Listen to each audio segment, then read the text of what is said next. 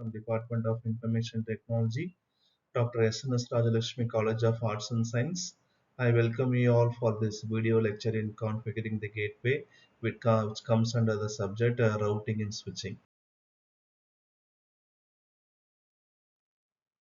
So what is actually the configuring gateway? We have to understand it very clearly. So configuring a gateway typically involves setting up a networking device that routes the traffic between different networks. Okay, so it is going to be a hardware which is going to be supported by a software. Okay, so it is going to be a software programming or programs which is going to run on a hardware like OS running on your mobile device or your mobile OS or your smartphone iOS or the smart watch iOS running on a hardware. So this also is typically a software which is going to run on a hardware device such as a local area network, that is LAN, or a wide area network. So it involves a lot of hardwares incorporated within the LAN or a WAN infrastructure.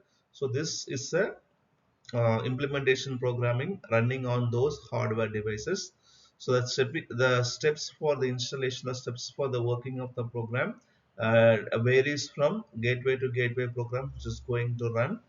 And this is going to be a typical gateway. On the equipment you are going to use will be like a router, firewall, or a specialized gateway device. Next one is accessing the gateway device. So here we are going to use the web interface. So the modern gateways like routers can be configured through a web interface. So you can have an interface program running using the web. We will be able to program or execute certain codes or execute certain programs on those routers on how to behave or what to avoid or how to work with those components. So you usually access this by the entering the device address in the web browser. For the home device, we all know that the IP address used is 192.168.1.1, which typically resembles the local host in the web browser. So this can be connected using an interface, and we can get connected to the gateway programs. Next one is the login credentials. You can use username and password for gateways. So this incorporates a lot of security features. Nowadays we have different um, IoT schemes also available to access those interfaces. So the default login details are printed on the gateway itself for the easy access.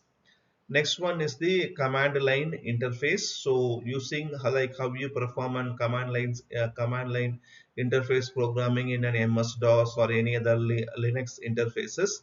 In this, to access the gateway also using this command line interface, we can configure. So we will be giving the IP address and we will be executing certain commands which can be accessed them via a serial connection or an SSH connections.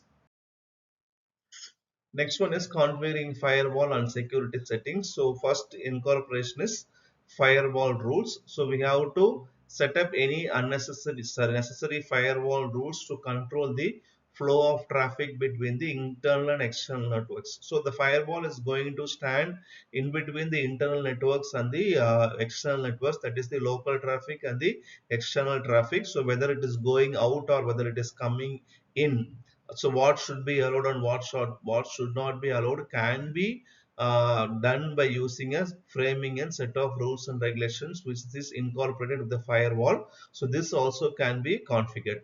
For example, allowing the incoming traffics for an web server but blocks others. So this is one typical rule which can be implemented by blocking others and allowing only the web server traffic. Next one is the network address translation. So this allows the gateway to manage how the internal IP addresses map to external ones.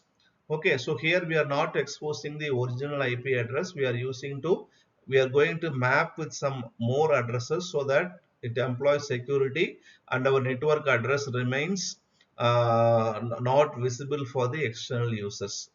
Next one we are going to use is the virtual private networks.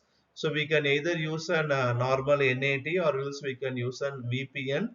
So if you want to access a secure remote network, okay, so we can use VPN to incorporate different security features and to avoid unnecessary network attacks.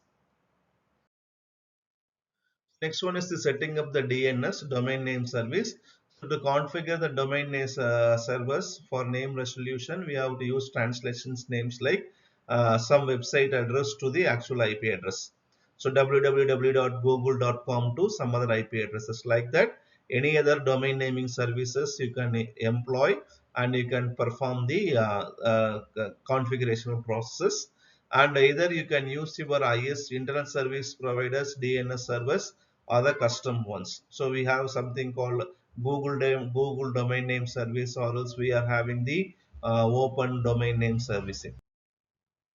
The next one is how we are going to test and make sure that it is working or not. For example, the ping command is very much useful in for all networking professionals.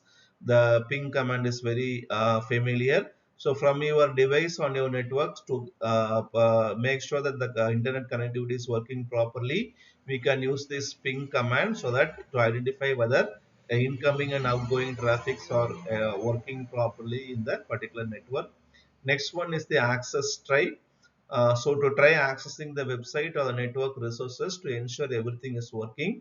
So first one is the connection test and next one is the access test, by we are going to make sure that anything is very accessible or not. So now different types of gateways is first one is the router gateway. So it is typically used in home and small office networks to route the traffic between the local area network and the internet. So as a firewall sits in between, then that one also has to be configured. Next one is the virtual private network gateway. It is going to allow the secure access to a network from an external device via a virtual private network, like an invisible network. Next one is the firewall gateway. It is going to focus on securing the network by filtering traffic between the different networking segments. Next one is voice over internet protocol gateways. So it connects the traffics between different networks, such as from a voice over internet protocol to a traditional phone line. With this, we come to this end of this session. I hope it is very useful for you. Let us meet in the next session. Thank you.